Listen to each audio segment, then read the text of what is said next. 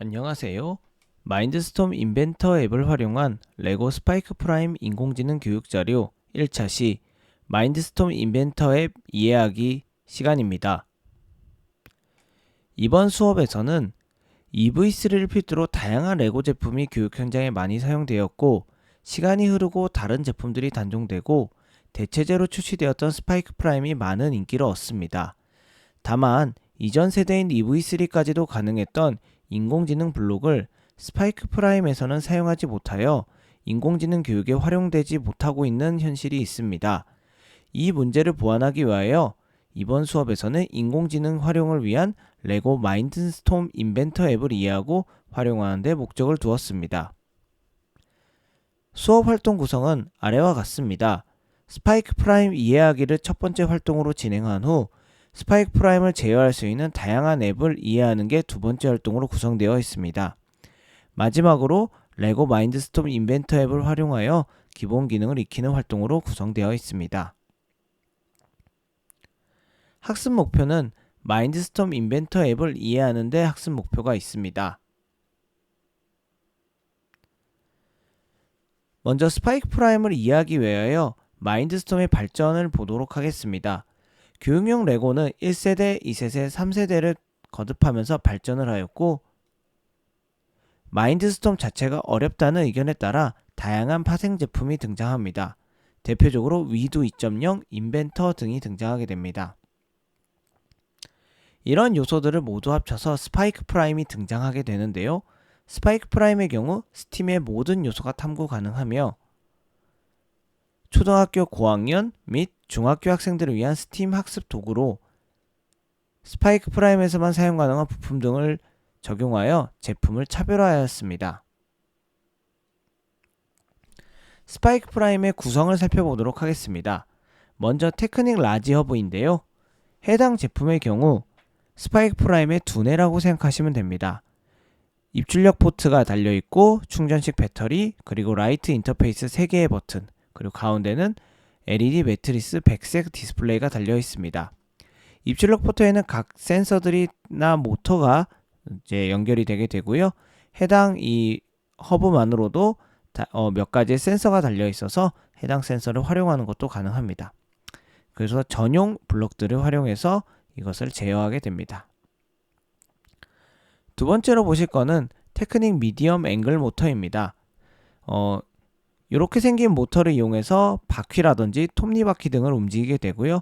속도는 135rpm 정도의 속도를 가지고 있습니다. 이거보다 조금 더 강력한 힘을 가진 모터가 라지 앵글 모터입니다. 이건 속도가 175rpm을 가지고 있으며 토크나 모터 출력도 미디엄 앵글 모터보다 더 강한 힘을 갖게 됩니다.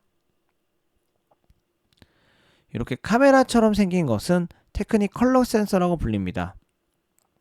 말 그대로 색깔을 구분할 수 있는 센서고요. 색깔뿐만 아니라 반사광을 감지할 수 있기 때문에 이 센서를 이용을 한다면 라인 트레이싱 같은 검은 선을 따라가는 활동도 가능합니다. 세 번째로 보시는 건 테크닉 거리 센서입니다. 초음파 기술을 활용하고요. 물체 또는 표면과의 거리를 측정하여 앞에 장애물이 있는지 혹은 앞에 장애물과의 거리가 어느 정도 되는지를 감지하는 센서라고 생각하시면 되겠습니다.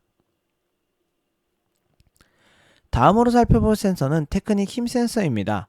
간단한 터치를 감지하고 힘을 측정합니다.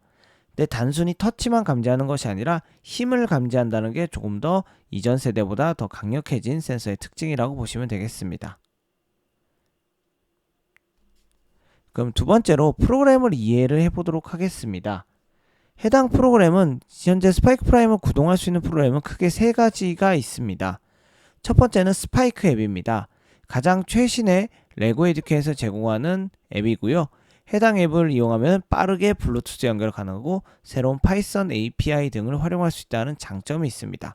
그리고 현재 스파이크 프라임을 입문하신다면 이 앱으로 사용하시는 게 가장 좋습니다. 다만 이전에 사용하던 스파이크 프라임의 경우는 최신 허브 업데이트를 하여야지만 이 앱을 사용 가능하고요. LED 컬러는 녹색입니다. 업데이트 시에는 뒤에서 말씀드릴 다른 앱들은 사용이 불가하고요. 업데이트 시 허브 이름이 초기화며 기존 프로젝트는 사용이 불가하기 때문에 신중하게 업데이트할 필요가 있습니다. 처음 사용하시는 사용자의 경우는 이 스파이크 앱을 활용하시는 게 좋을 것 같고요. 다만 아쉬운 것은 저희가 이번 수업에서 목적으로 하고 있는 인공지능 블록을 아직 지원하지 않는다는 겁니다. 그래서 스크래치 기반 블록 코딩이나 파이썬 코딩은 가능하지만 현재 인공지능 블록이라든지 허브 간 통신은 지원하지 않고 있습니다. 두 번째로 소개시켜드릴 앱은 스파이크 레거시 앱입니다. 스파이크 앱 이전에 레고 에듀케이션에서 제공하던 스파이크 프라임의 공식 앱이고요.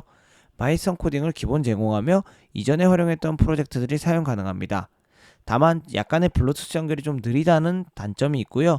최신 허브로 업데이트 시 사용이 불가합니다. 최신의 업데이트를 하면 스파이크 앱만 구동이 되게 되어 있습니다.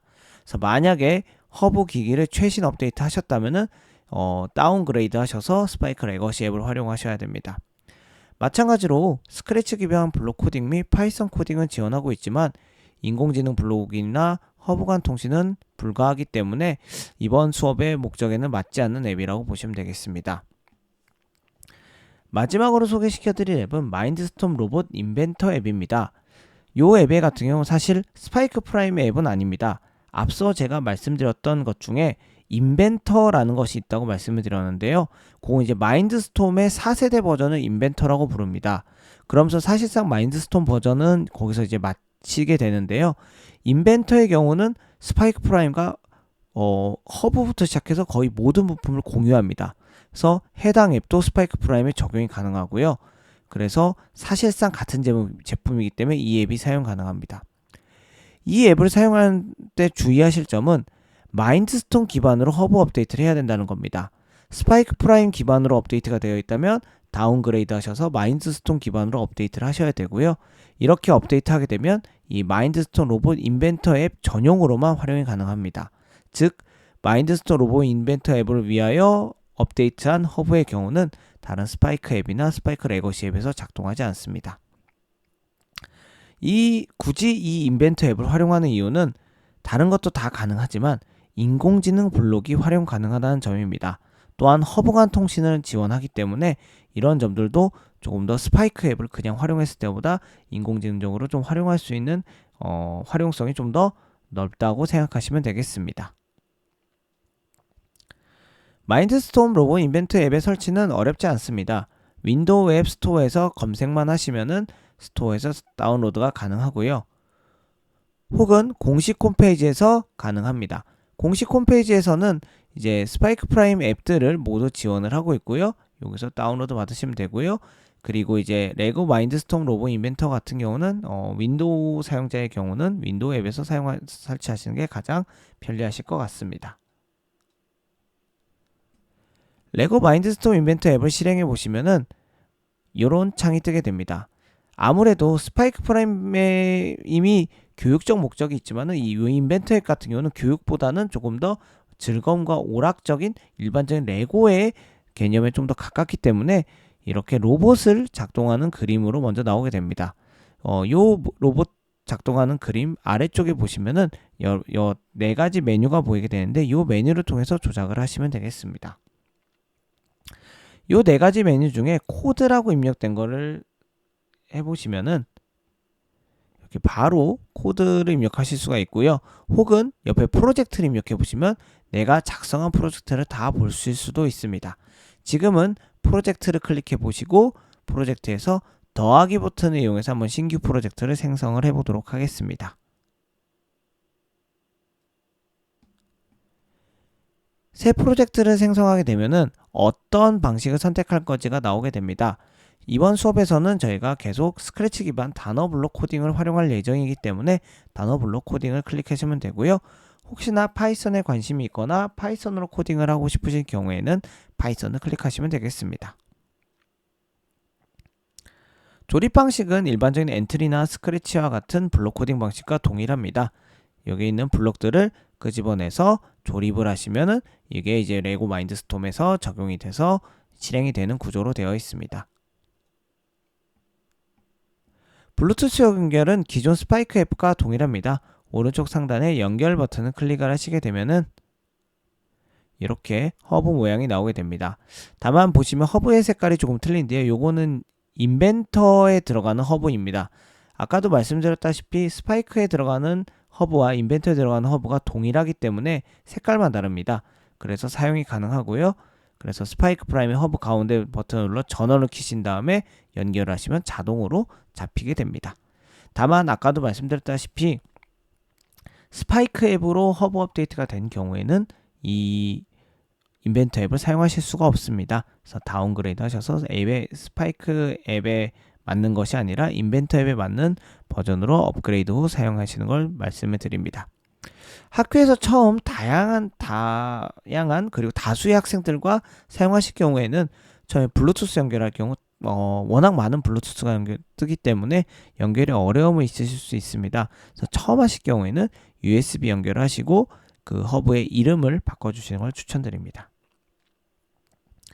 제대로 연결이 되었다면 각각의 A, B, C, D, E, F의 입출력 포트에 이제 센서나 모터를 연결하면 각각의 센서 값 혹은 모터 값이 확인이 됩니다. 그리고 해당 허브의 프로그램이 어떤 게 들어가 있는지 프로그램을 선택 후 허브에 저장된 프로그램 목록도 확인이 가능합니다. 코딩 화면에서 보시면 연결된 센서와 모터 값을 실시간으로 확인 가능합니다. 이렇게 뜨시면은 제대로 그 모터와 센서가 연결돼서 작동하고 있다는 걸 확인이 가능한 거라고 생각하시면 됩니다. 다운로드 방식이나 스트리밍 방식 다 스파이크 프라임과 동일합니다. 오른쪽 하단에서 보시면은 요 나와 있는 숫자가 저장 공간을 의미하고요. 내가 저장하고 싶은 공간을 이 화살표를 클릭을 하셔서 선택하시고 다운로드 하시면 해당 공간으로 저장하실 수가 있습니다. 그럼 활동 3 기본 기능 익히기를 해보도록 하겠습니다. 레고 마인드스톰으로 인벤터로 제어하는 기본 기능은 스파이크 프라임으로 제어하는 거랑 크게 다르지 않습니다. 먼저 허브 라이트 매트릭스를 한번 조작해 보겠습니다. 프로그램 시작될 때라는 기본 블록에 라이트 매트릭스를 제어하는 블록을 켜서 한번 라이트 매트릭스 가운데에 원하는 그림을 켜는 활동을 해보도록 하겠습니다. 네, 기본적으로 제공되어 있는 프로그램이 시작될 때를 그냥 두시고요. 왼쪽에서 라이트라고 되어 있는 부분을 찾으셔서 해당 라이트를 킬 수 있는 블록을 가져오셔서 껴주시면 되겠습니다. 원하는 그림으로 바꾸실 수 있고요. 그냥 있는 그림으로 하셔도 무방합니다. 오른쪽 하단에 재생 버튼이라고 되어 있는 부분을 눌러보시면은 작동되는 걸 확인하실 수가 있을 겁니다.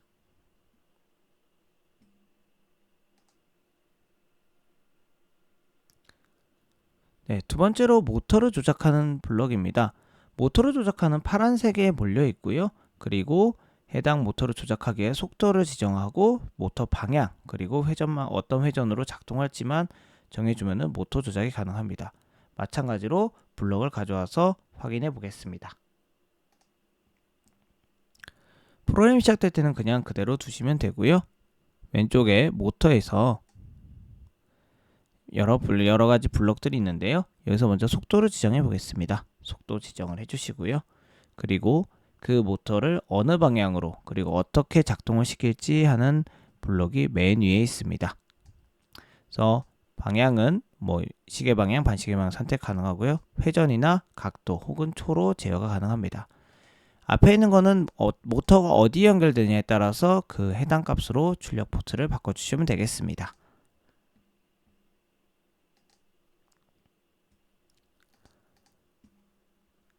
다음은 컬러 센서로 색을 인식하는 방법입니다.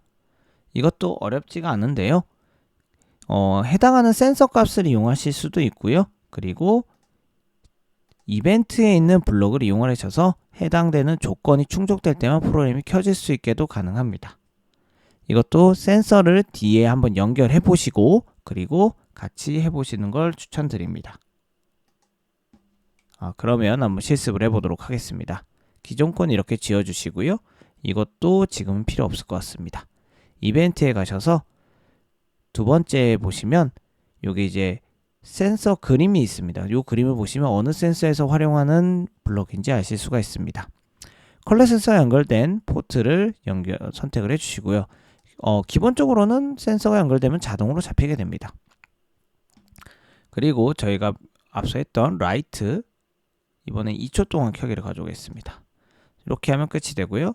재생을 누르시게 되면은 컬러 센서에 만약 빨간색이 닿으면 요 그림이 뜨는 거를 보실 수가 있을 겁니다.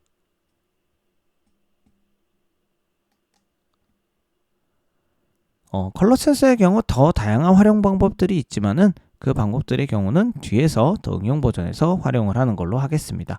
이렇게 컬러 센서를 활용하실 수 있다는 거 먼저 알려드리고요. 다음으로는 거리 센서입니다. 거리 센서도 마찬가지입니다.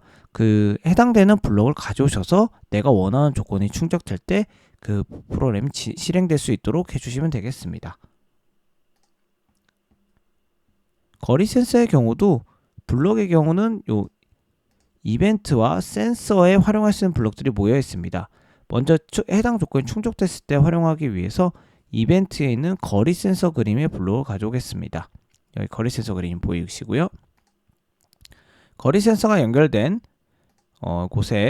곳으로 이렇게 입출력 포트를 바꿔주시고 내가 원하는 조건 8cm 이하 미만의 경우에 어떤 특정한 조건이 재생되게 해보겠습니다. 이 스파이크 프라임 허브에는 이제 기본적으로 사운드도 재생을 할 수 있는 기능이 가지고 있기 때문에 비품을 한번 재생하도록 해보겠습니다.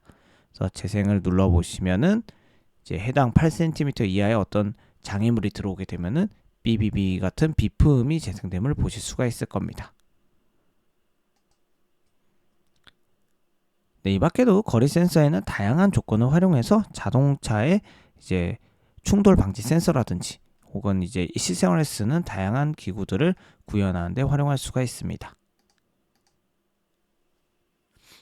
다음은 힘 센서인데요. 힘 센서를 다양하게 활용할 수 있지만 버튼으로 일반적으로 많이 활용을 합니다. 눌렀을 때는 모터가 돌아가게 하고 누르지 않았을 때는 모터가 돌아가지 않게 하는 것을 먼저 구현해 보겠습니다. 두 가지 센서가 다 허브에 연결이 되어 있어야 활용 가능합니다. 마찬가지로 색깔을 따라가시면 되는데요. 이벤트에 가시면은 이것도 마찬가지로 힘 센서 모양의 블록이 있습니다. 그래서 힘 센서에 맞춰서 센서를 바꿔주시고요. 이제 일단 누름일 때는 모터가 돌아가야 되니까 모터에서 A 모터 방향으로 켜기. 자, 비슷하기 때문에 복사를 해주겠습니다. 복사. 그 다음에 누름이 아니라 누르지 않음. 그리고 이거는 멈춰줘야 되니까 멈추기를 하시면은 힘 센서를 눌렀을 때는 A 모터가 돌아가고요. 누르지 않았을 때는 A 모터가 멈추는 걸 보실 수가 있을 겁니다. 이 밖에도 힘 센서의 경우는 강하게 누르는 것도 한 번의 이벤트로 구분하기 때문에 강하게 눌렀을 때 다른 이벤트가 발생하도록 하실 수도 있고요. 압력값이 변했을 때를 조건으로 주실 수도 있습니다. 그 다음은 이 기본적으로 이제 허브 센서 이 테크닉 허브가 가지고 있는 가속도 센서를 활용하는 방법입니다.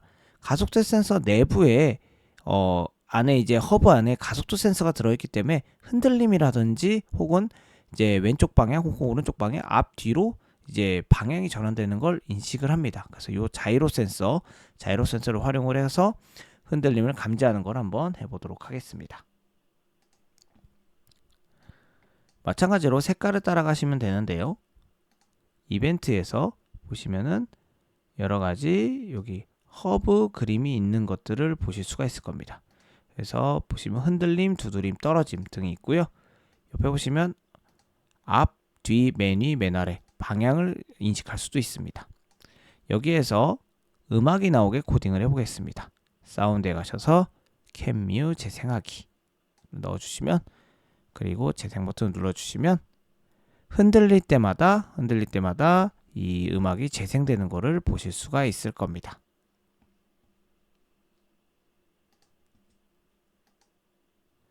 네, 기본적으로 레고 마인드스톰 인벤터로 센서를 제어하는 걸 한번 작동을 해봤고요.